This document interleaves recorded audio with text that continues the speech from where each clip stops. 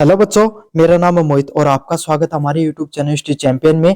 तो जैसा कि आप जानते हो, आपका जो पेपर होने वाला है soft skill training for the employability, उससे संबंधित रोजगार हेतु आपके सामने सूक्ष्म जो क्रियाओं के बारे में ज्ञान होना, उससे संबंधित आपके सामने जो पेपर होगा उसके जितने महत्वपूर्ण पर्सन है उसको इंग्लिश प्लस हिंदी मीडियम में, क्योंकि पेपर पिछली बार इंग्लिश मीडियम में देखने को मिला था, तो दोनों में आपको पढ़ाने वाला हूं। उसका जो अगला महत्वपूर्ण प्रश्न है, प्रभावी भाषण की योजना बनाते हैं प्रस्तुत करते समय चरणों की व्याख्या कीजिए। Explain the steps of the effective public speaking, मतलब आप when you can make how to make planning and express the effective public speaking. जो पब्लिक स्पीकिंग के आपके सामने क्या क्या स्टेज होते हैं। पहला होता है योजना चरण। तो जब भी आप पब्लिक स्पीकिंग का आपके सामने भाषण को तैयार कर रहे हो, पब्लिक स्पीकिंग को तैयार कर रहे हो, तो कौन कौन से आपको स्टेप को फॉलो करना होता है, किस तरीके से प्लानिंग करनी होती है, उससे संबंधित आपके सामने पूरा का पूरा प्रश्न है। इसको अच्छे से पढ़ेंगे आपके सामने। समझ में आ गया। साथ के साथ मैं आपको एक बात बता रहा हूं, जो पीडीएफ पढ़ा रहा हूं ये फ्री में हमारे टेलीग्राम चैनल पे मिल रही है। कहां पर मिल रही है? फ्री में हमारे जो टेलीग्राम चैनल है उस पर फ्री में मिल जाएगी। और जो टेलीग्राम चैनल का लिंक कहां पर दे रखा है? डिस्क्रिप्शन में दे रखा है। डिस्क्रिप्शन में जाओ और फ्री में जाकर पीडीएफ को पढ़ लो। और सभी बच्चों से रिक्वेस्ट करता हूं, प्लीज चैनल को सब्सक्राइब कर दो। 20,000 सब्सक्राइबरों तक अपने को जल्द से जल्द पहुंचना है। आज ही करवा दो भैया, अच्छे से वीडियो को देखकर अपने दोस्तों को जरूर से शेयर कर दो। पहला चरण है प्लानिंग चरण, योजना चरण। श्रोताओं का विश्लेषण, भाई किस तरीके से आप पब्लिक स्पीकिंग होती है, जो आपकी पब्लिक स्पीकिंग होती है उसकी किस तरीके से प्लानिंग कर सकते हो, उसके बारे में पढ़ेंगे। पहला श्रोताओं का विश्लेषण, एनालिसिस ऑफ ऑडियंस। जो आपके सामने ऑडियंस बैठी है, जो श्रोता बैठे हैं, दर्शक बैठे हैं, उनका विश्लेषण करो, उनका एनालिसिस करो, वो किस टाइप के लोग हैं। अब ऐसे नहीं कि उनको आपको टच कर करके देखना है, नहीं, किस प्रकार की जनता है, कैसी ऑडियंस है, उसको समझना, उसको एनालिसिस करना जरूरी है। उनकी एज क्या है, आयु क्या है, और कैसा उनका बैकग्राउंड है। बैकग्राउंड मतलब कितने एजुकेटेड हैं, किस फैमिली बैकग्राउंड से आते हैं, वेल्दी है मतलब अमीर है या गरीब है, इन सब चीजों को आपका जरूरी है समझना। क्यों? बच्चों के सामने आप अगर भाषण दोगे तो आप अलग प्रकार का भाषण देना होता है। बड़ों के सामने जब आप पब्लिक स्पीकिंग करोगे, ज्यादा एज ग्रुप वालों के सामने, तो आपको अलग प्रकार का पब्लिक स्पीकिंग करनी होती है। उनका बैकग्राउंड पता होना भी जरूरी है। अगर आप गांव वगैरह में भाषण दे रहे हो तो आप लोकल लैंग्वेज को प्रीफर कर सकते हो। किसको प्रीफर कर सकते हो? लोकल लैंग्वेज को प्रीफर कर सकते हो। भाई थे गांव में भाषण देना गया और दे बचीड़ मारियो, कदे इंग्लिश कोर कदे हिंदी कोर, जा गांव का खंगो तो बोलो शारे को के भाषण सुना मार तो समझ में नहीं आ। और उठे थे मारवाड़ी का दो एक बात इनने की खैर, दो एक बात इनने की खैर, दो एक बात कोई गांव का आदमी की बात खदी तो गांव का राज्य हो जाएगा। या एक तरह की बात है, समूह बहुत जोर को भाषण दे है ना। तो यही आपके सामने।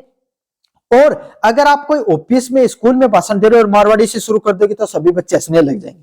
क्यों? या सभी लोग आपकी उतना बड़ाई नहीं करेंगे, आपको इतनी प्रेज नहीं करेंगे। क्यों नहीं करेंगे?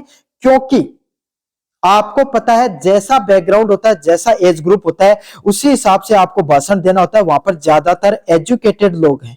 कैसे लोग हैं? एजुकेटेड लोग हैं। वहां पर फॉर्मल लैंग्वेज में आपको भाषण देना है। कैसी लैंग्वेज में? औपचारिक भाषा में ज्यादा भाषण देना है, फॉर्मल लैंग्वेज में ज्यादा भाषण देना होता है। तो जब भी आप पब्लिक स्पीकिंग की क्या करो, पब्लिक स्पीकिंग की जब आप प्लानिंग करो तो अपने ऑडियंस का एनालिसिस करना बहुत ज्यादा जरूरी होता है। समझ में आ गया? श्रोताओं का विश्लेषण करना जरूरी होता है। अब मुझे उम्मीद है चाहे आप इंग्लिश मीडियम के विद्यार्थी हो चाहे हिंदी मीडियम का विद्यार्थी हो, दोनों का चीज समझ में आ गई होगी। अगला है उद्देश्य का निर्धारण करना।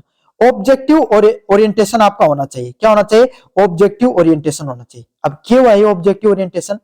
स्पष्ट करें कि क्या लक्ष्य सूचना देनी है, क्या समझाना है, क्या मनोरंजन करना है। भाई थे भाषण देना, क्या भाषण हो कोई सीरियस टॉपिक पे, जहां पर्यावरण प्रदूषण पर टिप्पणी कीजिए। समझ में आ गई? या पर्यावरण प्रदूषण बढ़ती हुई गंभीर समस्या, अर्थ है उठे जा जाके हास्य मखौल बना में रखे है, कोई बात सूचना देनी चाहिए, उठे हास्य मजाक करने लग रहे हो, तो क्या होगा? वो भाषण प्रभावशाली भाषण को नहीं उसके। समझ में आ गया? तो आपको ये आइडेंटिफाई करना है कि आपको इंफॉर्मेशन देनी है। समझ में आ गया? या आपको कॉमेडी टाइप का आपके सामने कंटेंट देना है। समझ में आ गया? या फिर आपको इंफॉर्मेशन ओरिएंटेड कंटेंट देना है। समझ में? तो आपको ये समझना जरूरी है, आपका ये ऑब्जेक्टिव, ये लक्ष्य होना, आपका टारगेट होना बहुत जरूरी है कि आपको किसको क्या समझाना है या मनोरंजन करना है, ये जानना जरूरी है। आपको इंफॉर्मेशन देनी है, कॉमेडी करनी है, या फिर आपको लोगों को मोटिवेट करना है, किस प्रकार का कंटेंट आपको देना है, भाषण देना है, पब्लिक स्पीकिंग करनी है, इसके बारे में आपको जानना जरूरी है। समझ में आ गया? अगला है विषय शोध या संरचना। तो विषय शोध क्या होता है? आपके सामने एनालिसिस द टॉपिक, समझ में आ गया, research the topic and make their structure.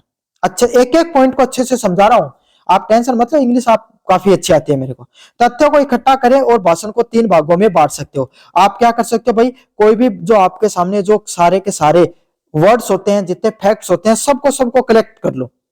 जो जो अब आपके सामने, अगर आपको पर्यावरण प्रदूषण पे बताना है तो पर्यावरण प्रदूषण क्या होता है, कैसे फैलता है, आज के समय गंभीर संकट कैसे है, कैसे इससे निपटा जा सकता है, फैक्ट्स है। सारे के सारे फैक्ट्स को क्या कर दो, स्ट्रक्चर में बना दो। सारे के सारे तथ्यों को इकट्ठा करके क्या कर सकते हो, उनको अलग अलग भागों में कलेक्ट करके बना दो।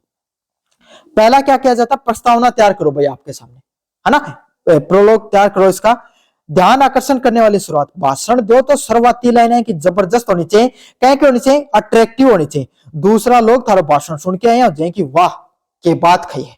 समझ में आ गई? तो आकर्षित करने वाली लाइनें आपको शुरुआत में बोलना जरूरी होती है। फिर क्या आती है, बॉडी या मुख्य भाग।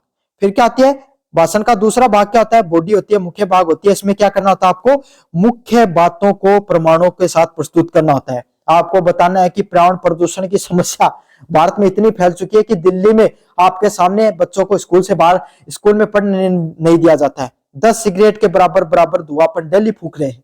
समझ में आ गया? तो इस प्रकार की जो मुख्य पॉइंट है, मेन पॉइंट, मुख्य बिंदु और फैक्ट्स को आपको क्या करना होता है, प्रेजेंट करना होता है। किसके अंदर, बॉडी के अंदर। समझ में आ गया? अगले वाला है कंक्लूजन। कंक्लूजन या निष्कर्ष। निष्कर्ष में क्या होता है, मुख्य संदेश को, सारांश को, कॉल टू एक्शन करना। आपको जो मुख्य जो जो बात बतानी है ना, उसको लास्ट में निष्कर्ष करके बता दो कि भाया पर्यावरण प्रदूषण रियो ना, तो भाई जनता की तो हालत खराब हो जाएगी। समझ में आ गई? तो यही है, लास्ट में आपको कंक्लूड करना होता है। जो इंपॉर्टेंट पॉइंट होते हैं उनको सभी को कंक्लूड करके आपको रिजल्ट निकाल के देना होता है। समझ में आ गया अच्छे से? अगले वाला पॉइंट है तैयारी और अभ्यास। किस तरीके से आप प्रैक्टिस कर सकते हो, इसके बारे में अपन पढ़ेंगे, किस तरीके से प्रैक्टिस किया जा सकता है। भाषण को रटने की बजाय उसके मुख्य बिंदुओं को समझना चाहिए। आप ज्यादा जो आपकी रटने की जो परंपरा है ना, उसको खत्म करो। आप ज्यादा क्या, अपनी लॉजिकल थिंकिंग इंप्रूव करो, समझने की क्षमता ना उसको बढ़ाओ, लॉजिकल थिंकिंग को बढ़ाओ, अपने समझने की जो आपकी जो क्षमता है उसको इंप्रूव करो। समय के साथ प्रवाह की जांच और आईने के सामने अभ्यास कर सकते हो।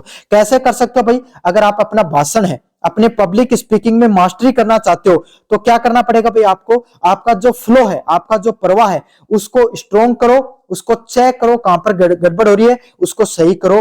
और उसको इंप्रूव करने के लिए आप क्या कर सकते हो, मिरर के सामने प्रैक्टिस कर सकते हो। क्या कर सकते हो, मिरर के सामने अपना प्रैक्टिस है वो अच्छे से कर सकते हो।